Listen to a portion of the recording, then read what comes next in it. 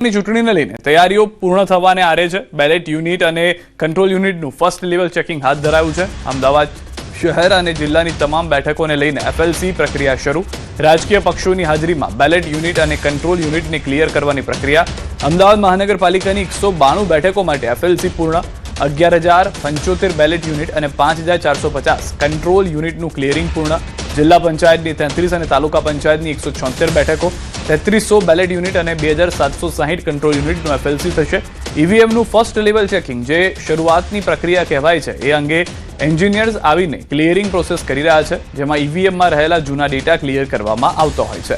રાજકીય પાર્ટીઓ પણ આ સમયે એફએલસી એટલે કે ફર્સ્ટ લેવલ ક્લિયરિંગ પ્રક્રિયા જોવા માટે આવતા હોય છે। હવે જ્યારે ચૂંટણી આવશે ત્યારે ઈવીએમ, જેમાં બેલેટ યુનિટ અને કંટ્રોલ યુનિટ સામેલ હોય છે, એ મોકપોલ પ્રક્રિયા માટે ખુલશે। ચૂંટણી પ્રક્રિયા પારદર્શક રીતે પૂર્ણ થાય એ માટે ચૂંટણી પંચ તમામ પ્રક્રિયા હાથ ધરતું હોય છે।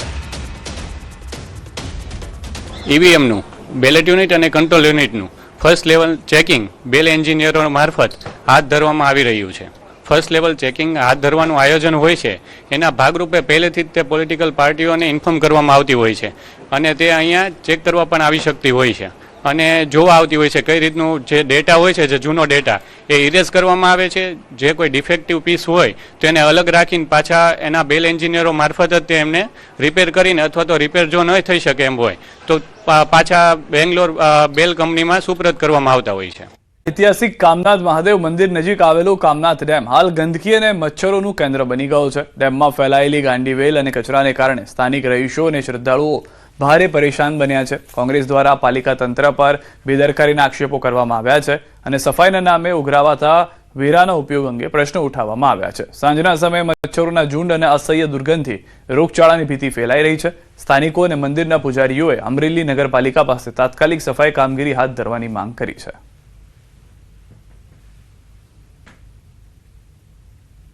અમરેલી શહેરમાં ઠેબી નદીમાં એટલી બધી ગાંડીવેલનો ઉપદ્રવ વધી ગયો છે કે અહીંયા રોડ ઉપરથી નીકળવું પણ મુશ્કેલ બની ગયું છે। રોગચાળાની ભીતિ છે।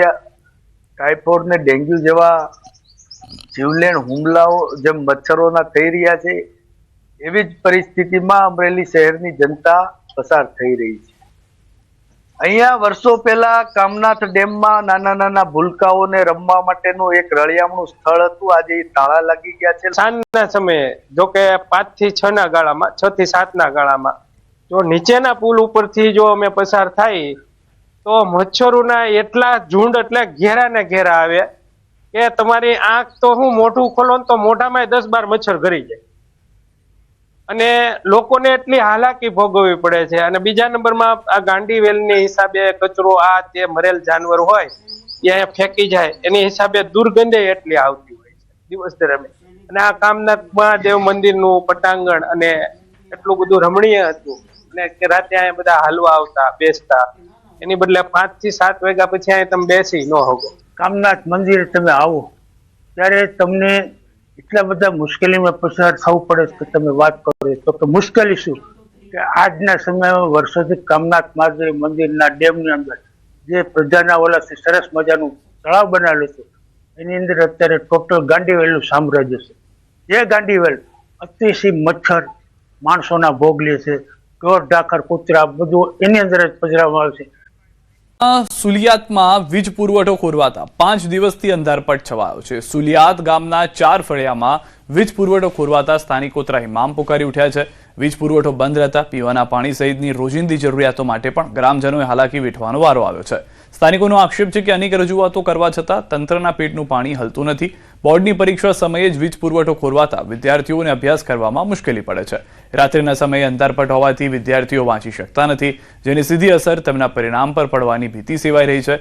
મધ્ય ગુજરાત વીજ કંપની દ્વારા તાત્કાલિક ધોરણે નવું ટ્રાન્સફોર્મર બેસાડી વીજ પુરવઠો પૂર્વવત કરવામાં આવે તેવી સ્થાનિકોની માંગ છે।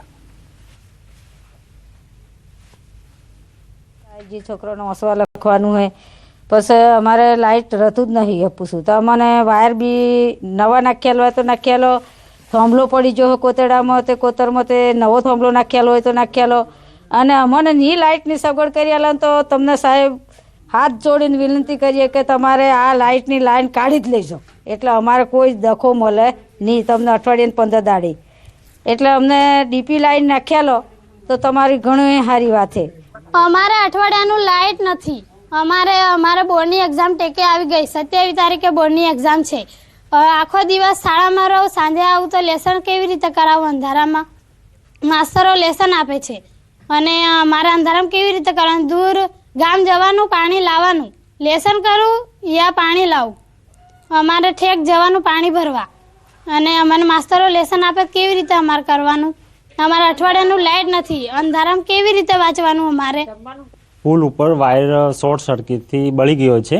તો આ લોકોને અમે વારંવાર રજૂઆત કરવાથી મેં કેજી માલીવાડને ફોન કર્યો તો એ ફોન રિસીવ કરતો નથી.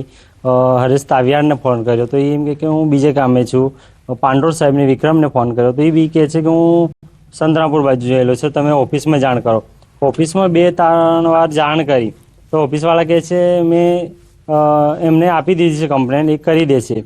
થરાદમાં ખેડૂતોના પ્રશ્નોને લઈને કોંગ્રેસનો વિરોધ. ખેડૂતોના વિવિધ મુદ્દાને લઈને કોંગ્રેસના આગેવાનો સહિત ખેડૂતો પહોંચ્યા કલેક્ટર કચેરી. રાધા નેસડાથી મુડેઠા, પાટણથી વાવ તેમજ અન્ય સોલાર પાર્ક વિસ્તારમાંથી પસાર થતી વીજ લાઇનોના પ્રશ્નને લઈને ખેડૂતોનો વિરોધ. બટાકા સહિત ખેતી પાકોના યોગ્ય ભાવ ન મળતા વિરોધ પ્રદર્શન. સાંસદ જ્ઞાનીબેન ઠાકોર, ખેડૂત નેતા પાલ અંબલિયા સહિતના કોંગ્રેસના નેતાઓ પહોંચ્યા કલેક્ટર કચેરી. ખેડૂતોના વિવિધ મુદ્દાઓને લઈને આપશે આવેદનપત્ર. મોસમી વરસાદનો ગુજરાતમાં ખતરો ટળ્યો નથી. હજુ માવઠું ગુજરાતનો રસ્તો ભૂલ્યું નથી. રાજ્યમાં હજુ પણ કમોસમી વરસાદની આગાહી છે. હવામાન વિભાગે અને 2 આગાહીકારોની આગાહી પ્રમાણે અંબાલાલ પટેલ પણ તેમાં સામેલ છે. તેમણે કહ્યું છે કે તારીખો સાથેની આગાહીમાં કે વરસાદ થઈ શકે છે. અથરા શેટ્ટીએ પણ કહ્યું છે કે વિસ્તાર સાથે કયા દિવસે ક્યાં વરસાદ થઈ શકે છે.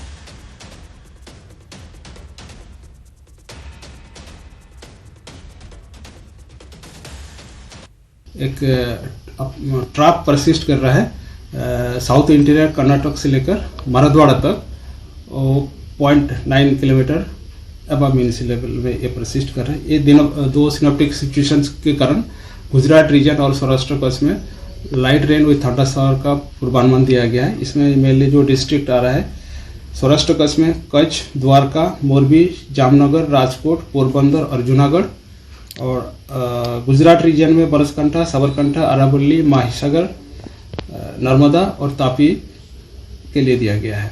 दक्षिण गुजरात में वादळों होવાની શક્યતા છે. ઉત્તર ભારતમાં પશ્ચિમ વિક્ષોભ હોવાની શક્યતા છે. ત્યારબાદ 3 અને 8 માર્ચમાં પણ એક પશ્ચિમ વિક્ષોભ આવશે, પરંતુ એક મજબૂત પશ્ચિમ વિક્ષોભ લગભગ 15મી માર્ચ પછી આવવાની શક્યતા રહેશે.